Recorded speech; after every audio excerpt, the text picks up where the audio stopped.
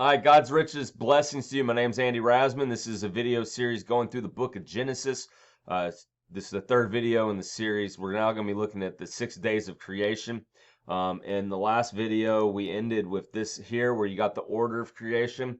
First verse, we see that in the beginning, God created the heavens and the earth, but the earth was formless and void, and what was over the face of the deep? Only darkness. And then in days 1 through 6, he creates. What is this stupid bar there? Get that bar off the bottom. All right, so here we go. So he then has the 6 days of creation, and you see what he makes or creates on each day. And you see the parallelism there where the first day light and darkness is separated. First light's created, then light and darkness is separated.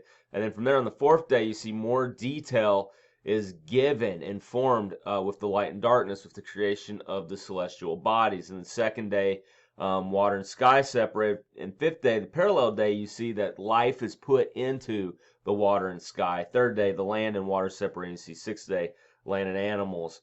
And land animals are created with Adam and Eve. So pretty good stuff there. I would encourage you to read the rest of Genesis 1 and then the start of Genesis 2. You'll see the end of that with the, you'll see the 6 days of creation. He says the days are good, and then at the end of day 6, he says they're very good. All right, so just go through and do a read through on that. And start at chapter 2, you get the 7th day, the day of rest. So a question that arises here, 6 24-hour days.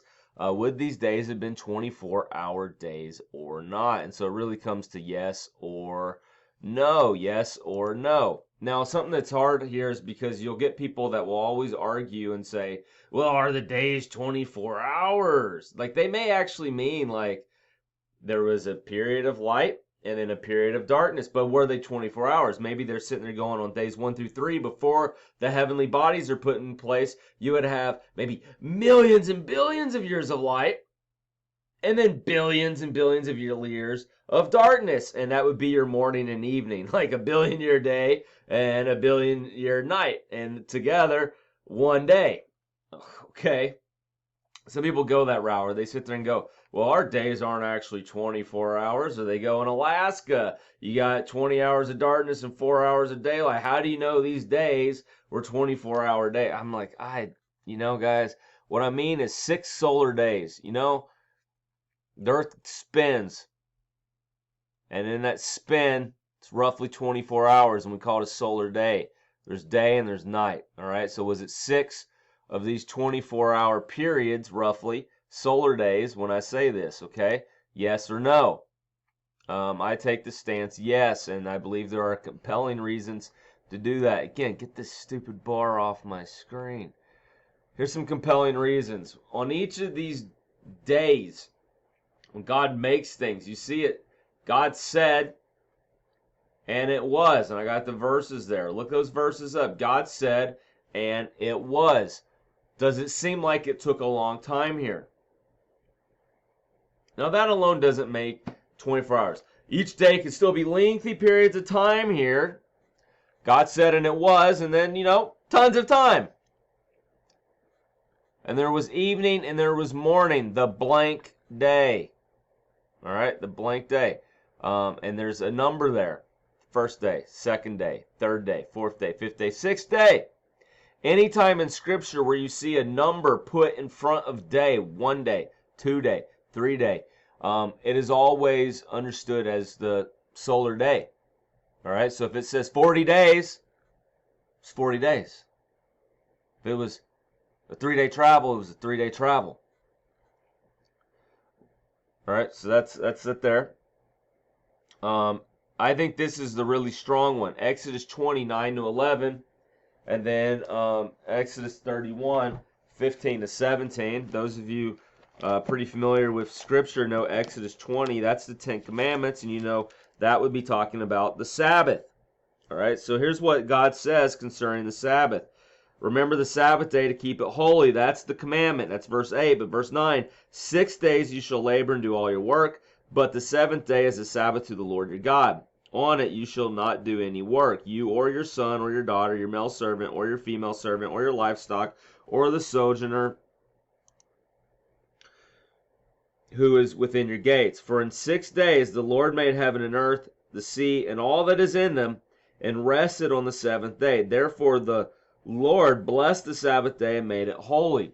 So, how many days did God use to create the world and everything in it? 6.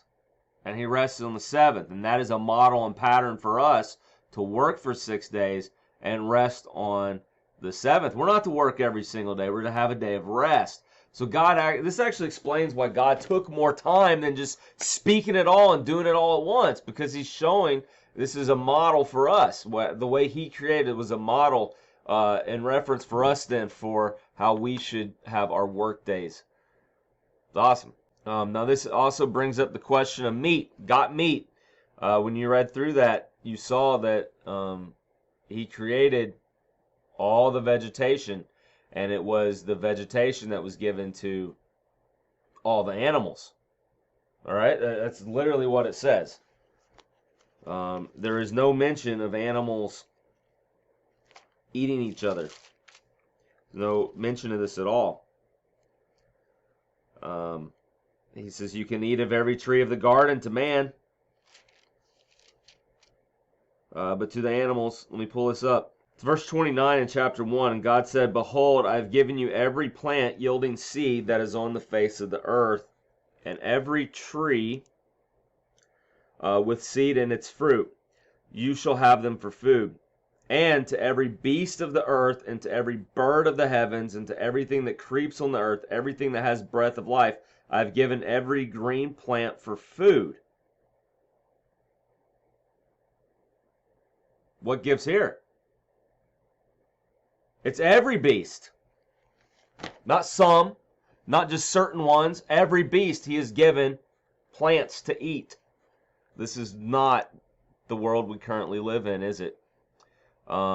He also created everything. So if we're going to go 6 days, this means, this is probably more along the lines of what our books should be looking like when we make when we make Genesis illustrations for kids. Obviously, though, there's some differences here. We're going to get into some other chapters, okay, guys? In these other chapters, chapter 2 gives more details on chapter 1. We see God actually created a garden and placed man in it. So did the garden have all the beasts?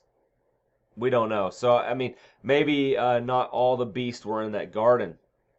So that's an answer there. They maybe wouldn't have met some of these creatures immediately. Maybe when they got kicked out of the garden, then they get exposed to a lot more of God's creation. That's just speculation on my part. But certainly, going this route that I've presented with creation being 6 days for the reasons that I showed, you would see that there's every reason to believe that man lived with dinosaurs. And as we keep going, we're going to see death did not enter the world until Adam and Eve sinned. These are parts we've just not gotten to yet in Genesis. It's very hard reading the book of Genesis to not jump ahead of ourselves to a lot of other questions and to other scriptures. Anyways, this is kind of a kickstart, Genesis 1 and creation. We'll look more at creation with Genesis 2. As I said, Genesis 2 goes into more details on creation, in particular that of the garden that man was placed in, and that of the creation of man. God's peace be with you.